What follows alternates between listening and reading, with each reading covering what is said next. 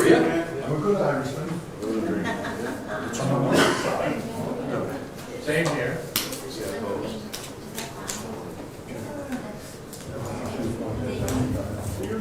The judge is ready.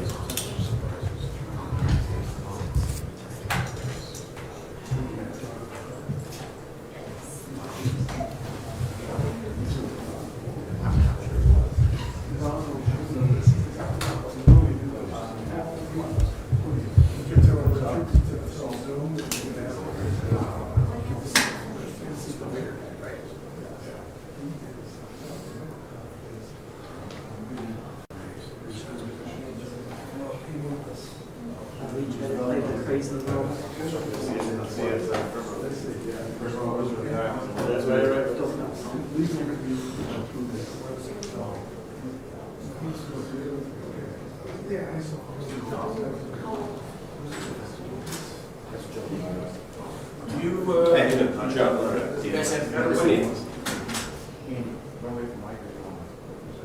You want us behind here, Brady? Good, yeah. Whatever you want to do. Text them and let me know. Okay. We'll wait up.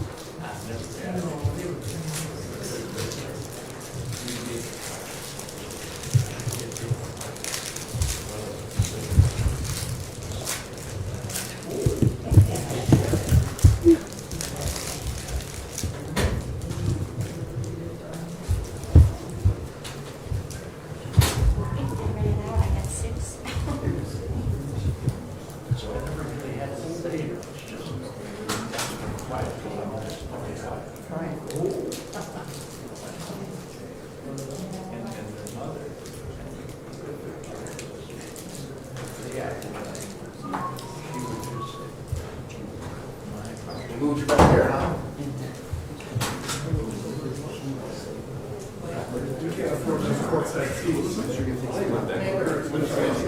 Oh, well, of course, yes.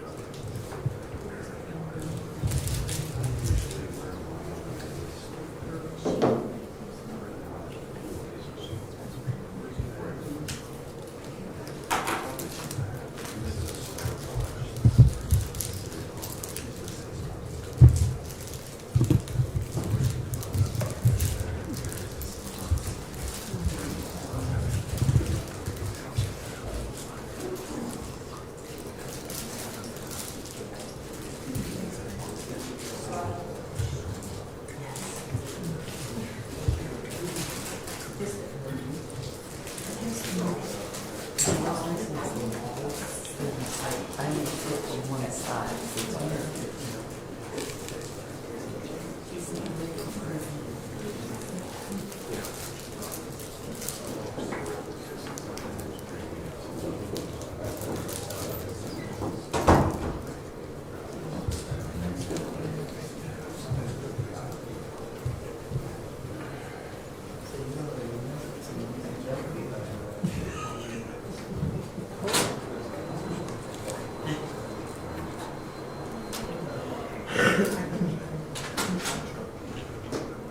So you should hear the numbers flying around. It's so funny here.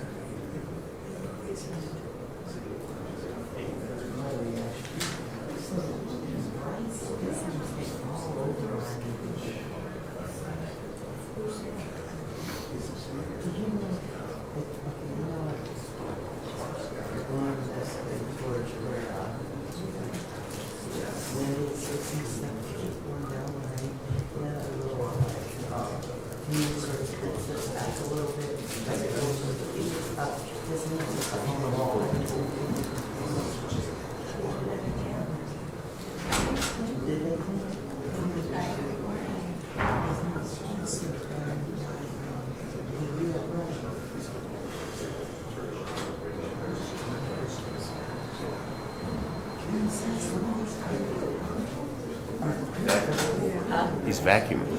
He is? I guess every time I run to the restroom. Probably.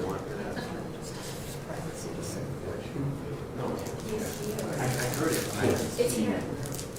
It's here. Behind the hand.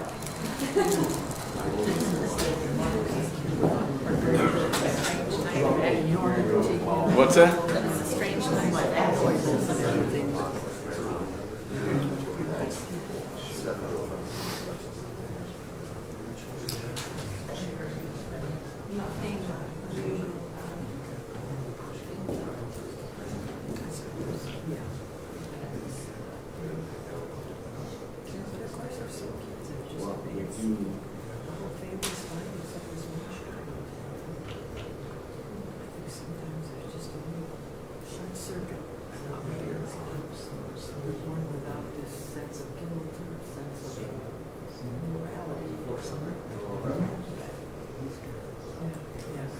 Some of these crimes are so this nice thing. That couple that owned the, was it a car lot? And it was killed.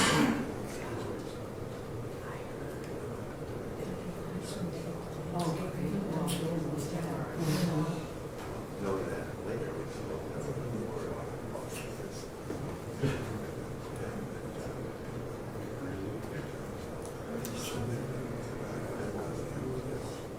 Yeah.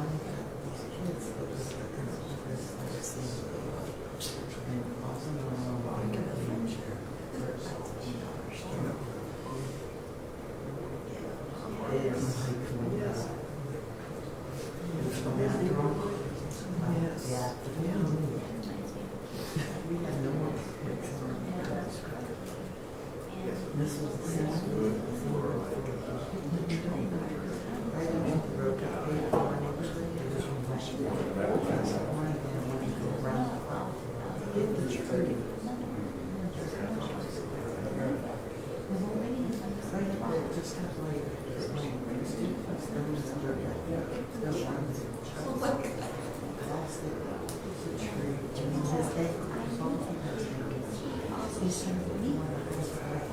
Years ago.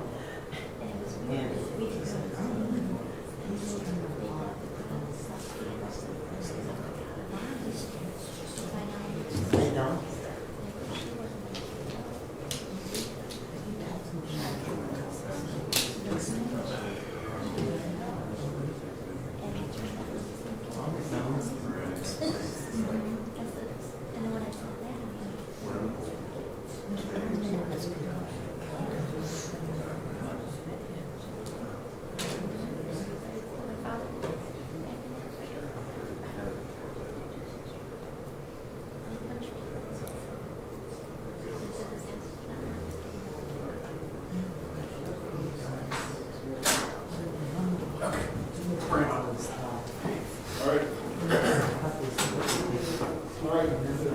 Bring him out. Right by the sidewalk. Because that's a safety issue.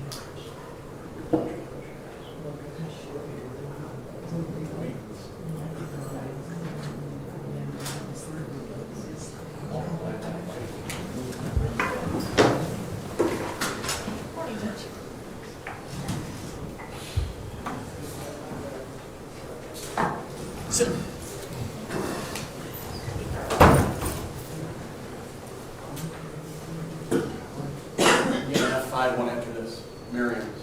I think it's Blackwell. That's excellent.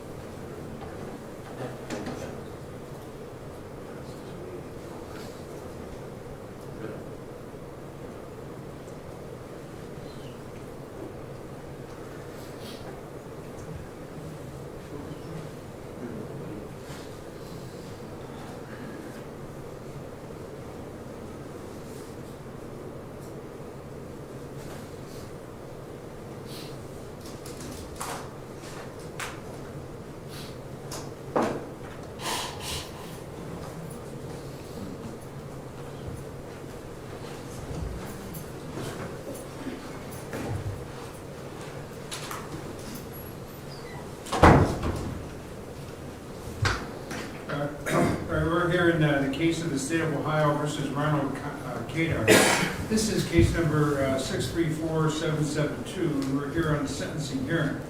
On a previous day in court, the defendant pled guilty to aggravated robbery with a 3-year firearm specification in violation of revised code section 2911.01. That's a felony in the first degree, punishable by time of incarceration in prison in annual increments of between 3 and 11 years inclusive, and/or a fine of up to $20,000.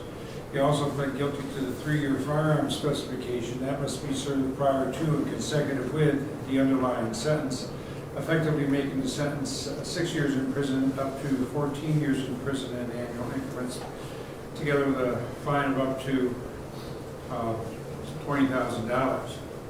He also pled guilty to attempted abduction in violation of revised code sections 2923.02 and 2905.02, a felony of the 3rd degree. That's punishable by time of incarceration in prison in stated terms of 9 months, 12 months, 18 months, 24 months, 30 months, or 36 months, and/or a fine of up to $10,000. Mr. Mabry, do these counts merge, or is there a reversion? Yes, Your Honor, we would agree that they merge. That's correct, Your Honor. All right. So although the defendant has pled guilty to 2 charges, he'll only be sentenced on 1, and that will be the, which one do you select, Mr. Mabry? Count 1, Your Honor. All right, that'll be the felony of the 1st degree. If the court imposes a prison term upon the completion of that term, the State of Ohio Adult Parole Authority will supervise the defendant for a mandatory period of 5 years pursuant to revised code section 2967.28. If the defendant were to fail to meet the terms and conditions of any post-release control supervision imposed upon him, then the adult parole authority can modify and/or extend the supervision and make it more restrictive, incarcerate the defendant for up to 1/2 the original sentence imposed by the court, charge the defendant with a new offense called escape, another felony where he would face additional prison time, and if he were to commit a new crime while under the post-release control, he could face the maximum penalties under the law for the new crime committed. The defendant will be sentenced to prison in this particular case, and he may be eligible for earned days of credit under the circumstances specified in Revised Code Section 2967.193. To earn the credit, it's not automatic. You may only do so by productive participation in educational, vocational, or substance abuse treatment programs, or prison industrial employment for up to 8% of the stated term. However, he's not eligible for any earned days of credit during the service of the 3-year firearm specification. And also during that 3-year firearm specification, he's not eligible for any judicial release or earned days of credit. Prior to coming onto the bench, I had the opportunity to review the entire case file, the pre-sentence investigation report, the victim impact statement, the sentencing memorandum filed on behalf of the state, Revised Code Sections 2929.11 for the principles and purposes of sentencing, Revised Code Section 2929.12 for the seriousness and recidivism factors, and Revised Code Section 2929.13 and other Revised Code sections for felony sentencing of the first degree. Present from the beginning of the hearing has been Mr. Kadar, along with his counsel, Joseph Lenaro. Representing the interests of the state are Assistant County Prosecutors Jeffrey Maver and Nora Bryan. Mr. Maver. Thank you, Judge. May it please the court. Also sitting at the table with us today is Detective Dan Lentz from the CPD Homicide Unit. He was the detective in charge of this investigation. I also believe, outside of hearing from myself and Detective Lentz, you might hear some other statements from members of the community as well. As you can tell, based on the showing that you have in the back of this courtroom today, that this crime had a deep impact on the community at hand. And the state did file a sentencing memorandum with this court filed yesterday in which we asked this court to impose the maximum sentence of 14 years for the crime by Ronald Kadar. And I also did have a chance to read the pre-sentence investigation and the facts that were outlined in it. However, I would like to briefly go over the facts in a little more detail, as I don't think that the PSI really does that justice. This crime occurred on July 9th, 2018, when Cleveland police officers received a radio broadcast in connection with the carjacking on Pierce Avenue where this occurred. Upon their arrival, the responding officers were met by the victim, Mr. John Rusnak. He's a 75-year-old male who was carjacked by Mr. Kadar and his co-defendant. When the officers arrived, they noticed that the victim had 3 lacerations to his head and face and was holding a blood-soaked cloth to the left side of his head, covering the wound that was caused by Mr. Kadar. Mr. Rusnak told the officers that when he was walking to his car to retrieve some groceries, he was approached by the co-defendant, Mr. Kadar, and his co-defendant, Mr. Hill. Now, it's important to note that Mr. Rusnak, while he is 75 years old, also requires the assistance of a walker to get around. So he was a very easy target for Mr. Kadar and his co-defendant, which is why we believe he did choose them. Now, when this was occurring, we do not believe that he was the initial target here. They were casing the apartment complex parking lot for cars to break into, which you will see with the surveillance we'll show you in a moment here. Initially, Mr. Rusnak passed by Mr. Kadar and his co-defendant. You'll see a brief interaction between the 3 of them. They run back behind a fence, they hide, and they wait for Mr. Rusnak to approach his car. And once he approaches his car, you see Mr. Kadar and his co-defendant approach Mr. Rusnak, and at that point you see the defendant standing before you today strike him with the butt of a gun, knocking him to the ground, and stealing his car and driving away. I believe you also hear from Detective Lentz, who will go into more detail about this. But Mr. Rusnak was left on the ground for approximately 5.5 minutes with no attention received until someone came out and saw him there. So I believe at this point, while the facts do injustice, we would like to show the surveillance of this before we go any further. Do you want to tip it a little bit so that people there can see what we send out to? Okay, go ahead. Good.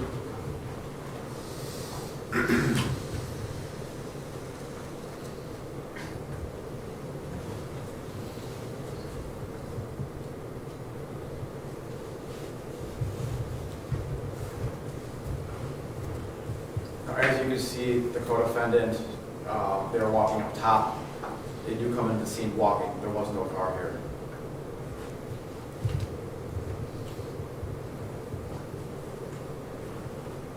And here you'll see Mr. Kadar and his co-defendant casing the parking lot, looking for vehicles to break into.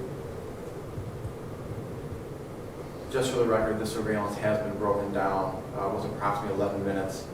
Most of it was these individuals trying to break into cars.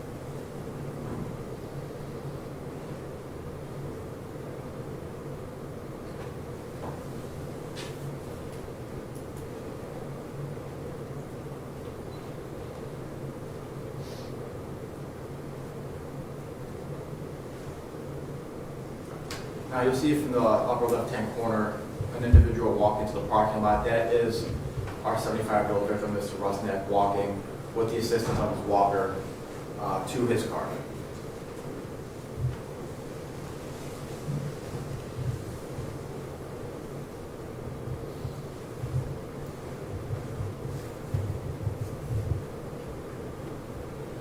The individual in the white hoodie on the right, for the record, is the defendant in the courtroom.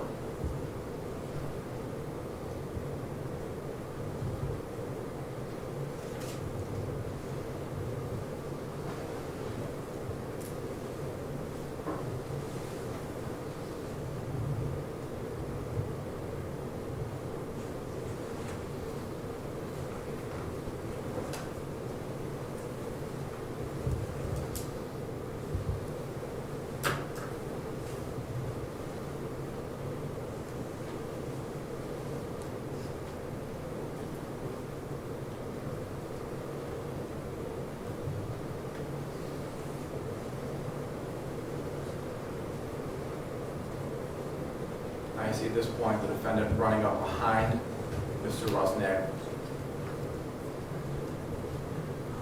at which point he strikes him with the gun that he had.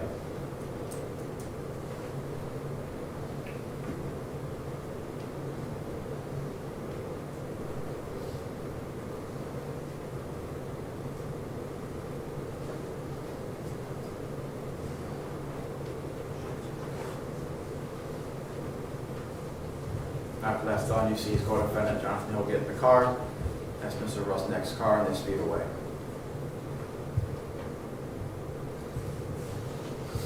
Now, approximately, like I said, Mr. Rusnak was not found until approximately 5.5 minutes later. He was found where he was struck with the gun, and when officers responded, they did see a pool of blood where that occurred.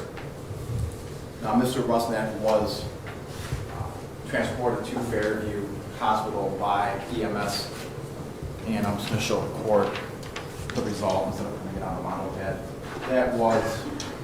Those were the injuries that the victim did suffer in this. For his privacy, we did not put that on the model pad, but that is for the court.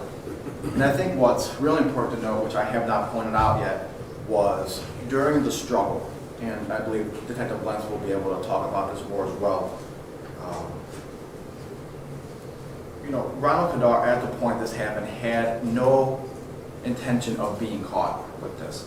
In fact, he told Detective Lentz that he had every intention of putting Mr. Rusnick in the back of the car in the trunk to avoid having any witnesses or snitches to this case. So he definitely wasn't the mindset. He went for one reason. They were going to break into cars. If you watch the entire video, you see 11 minutes of them casing every car in this parking lot. And they find this vulnerable 75-year-old man getting into his car, and he was going to do whatever he could to get what he wanted, and he did. And he was going to do whatever he could to get away, including putting this man in the trunk of his car to avoid any sort of detection, which is absolutely despicable.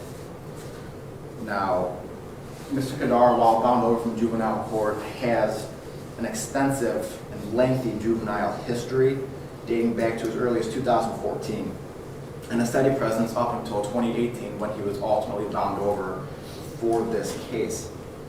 Mr. Kadar has been adjudicated delinquent or found guilty of numerous charges, including numerous simple assaults, domestic violence, assaults against teachers, aggravated menacing, telecommunications harassment, obstructing official business, breaking and entering, theft of credit cards, and receiving stolen property. At that time, the juvenile system used almost every single possible resource they had to ensure that this defendant would not be where he is today, including locking him in a CCF for a year until he ultimately escaped when he committed this crime. So, you know, it seems pretty clear to the state of Ohio that this defendant has already chosen the path of life that he wants to go down, and that is a life of crime. And he started off as high as he possibly could, because as we know, you know, each crime is, you know, a case-by-case basis. But this by far is the worst form of the offense you could possibly commit of an aggravated robbery.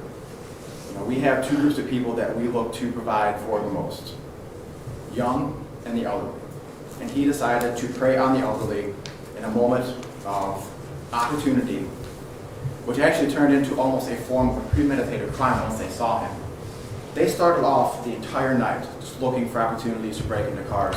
And when they saw him, as you saw in the surveillance, they crouched behind a fence and they waited for their opportunity to strike. So this quickly turned from a crime of opportunity into a premeditated attack and mugging of this poor man who had absolutely no issue with the defendant at all whatsoever. And also something else that stuck out to me when reading the pre-sentence report is when they asked Mr. Kadar about his relationship with his co-defendant at the time, and he said it was someone that he just met. So he's someone who he just met, yet is able and willing to commit this horrible form of an offense against a 75-year-old man, which really goes to show the kind of person he is. And I would like Detective Lentz, if that's okay, to talk about maybe the interview and his effect that he had throughout this process when he interviewed him a month later. If that's okay. State your name, please. Your Honor, I'm Detective Lentz, Cleveland Police Department, badge number 897. I currently work in the homicide unit now, but I was a first district detective for about 7 years. I was assigned this case. It was assigned to our unit of the violent crime response team in the first district due to the nature and severity of the violence. We did respond to the hospital where we met with the victim, Mr. Rusnick. And it was upsetting to see an elderly male so heavily damaged in the face laying in the hospital explaining what had happened to him. From that point, we started our investigation, and with the collection of video,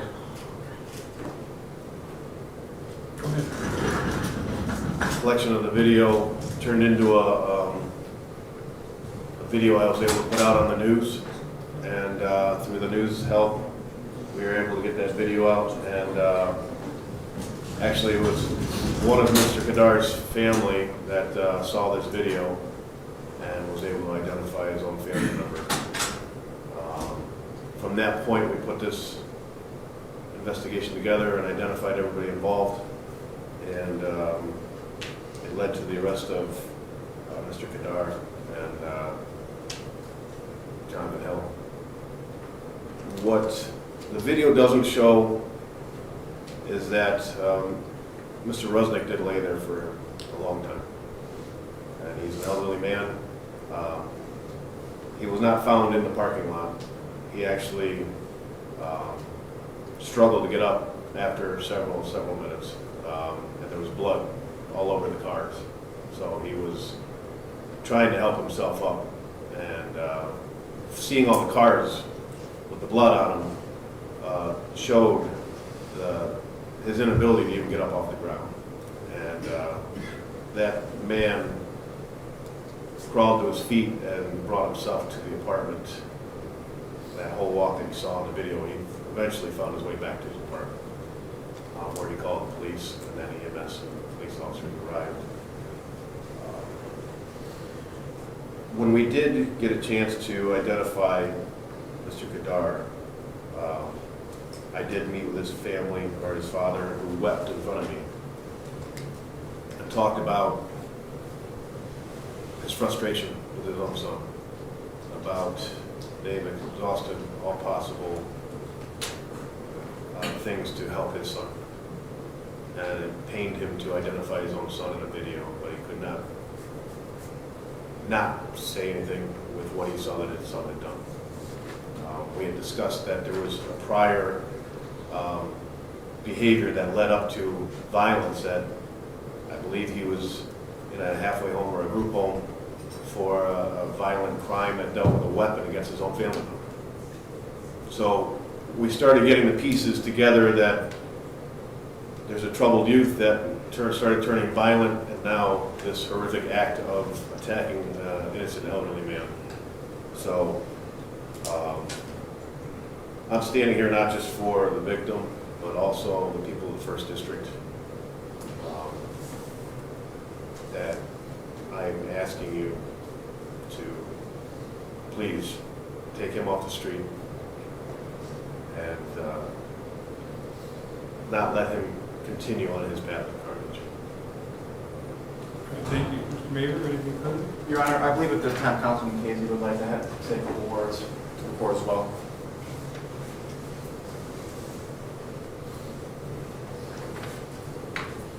Good morning, Your Honor.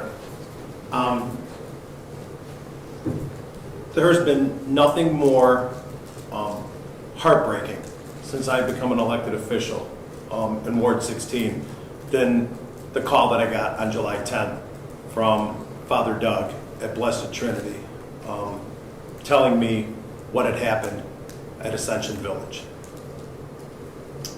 Not only did we have one sole victim here who sustained physical harm, but Ascension Village is a place for our seniors to live who should feel safe. And the result of this action by this individual has not only impacted our one victim, but we have over 100 victims who reside at Ascension Village. We have victims who are afraid to step outside anymore. We have victims who won't cross the street to go shopping anymore. We've had to put things in place working in conjunction with the First District Police Department to get these residents back outside of their house because they're so afraid of what happened on that night of July 9th. This happened in a sacred place. You know, this was on church property. This was, you know, a victim who was 75 years old, who was doing nothing but just living his life. And then when the word got out that it happened at Ascension Village, the whole neighborhood became in an uproar. And those individuals who reside within Ascension Village, I have kids myself, Your Honor, and I know how to deal with a hurt child. I had no idea, and even to this day, I still can't understand the concept of a hurt elderly individual. When you have a room full, after this happened, and we have a room full of elderly individuals who are teary-eyed, talking to you, saying, we can't go outside, we can't do this, we can't do that. I didn't know how to react, and I still don't know how to react. So not only do we have the one individual here, Your Honor, who sustained the physical assault of the whole thing, but it goes much, much deeper than that. And the sad part about it is Mr. Kadar here is going to go do his time, and he's going to go do his whatever he's going to do, and he's going to get out. And we've got individuals who were so affected by his actions that they're going to end up living out the rest of their lives in fear because they believe that every time they're going to walk outside, somebody's going to attack them. Now, we know that that's not true, but perception to the individuals who reside at Ascension Village is reality to them. And it's saddened that whatever Mr. Kadar has gone through, or however he grew up, or whatever, I hope he turns around when he does his time and he becomes a different individual. But what he's done up until now has affected so much more than just our one guy here who's the victim. I just wanted to let you know that this has affected and impacted a community like no other, in a way that I can't deal with. That we've had to bring in outside help to help these residents deal with the fear that they live in now. So even though we have one victim who sustained the physical abuse of Mr. Kadar, just know, Your Honor, that this has gone so much further. That we've got individuals who just have become sheltered because they feel, just because of their age and where they live, that they may never be able to do or live life the way that they deserve. So thank you very much. All right, thank you. And I agree with you that when somebody takes away somebody's sense of security, you've taken everything. And that's a big fact.